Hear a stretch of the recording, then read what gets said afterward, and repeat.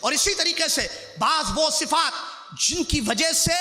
عوام متاثر ہو گئی ان سے، یہ آخری پوائنٹ ہے میرا، وہ صفات جن کی وجہ سے عوام متاثر ہو گئی، جو ہمیں حدیثوں میں ان کی صفات ملتی ہیں، جس کو علماء نے دوسری قسم کی صفات بیان کی ہیں، وہ جیسے قرآن بہت پڑھنا، بہت قرآن پڑھتے تھے یہ لوگ۔ اللہ کے نبی صلی اللہ علیہ وسلم نے حدیثوں میں بیان فرمایا، صحابہ سے مخاطب ہو کر کئی روایتیں موجود ہیں، قرآن پڑھیں گے وہ لوگ لیکن قرآن کا فہم، قرآن کا اثر ان کے حلق کے نیچے نہیں جائے گا۔ اور ایک حدیث میں نبی صلی اللہ علیہ وسلم نے فرمایا تم اپنی قرات کو ان کی قرات کے سامنے اے صحابہ کم جانو گے۔ قرآن پڑھنے والے لوگ، انہیں ظاہر میں عبادت، قرآن کی تلاوت عبادت ہے تو عبادت کرنے والے، اسی طریقے سے نمازوں کے پابند،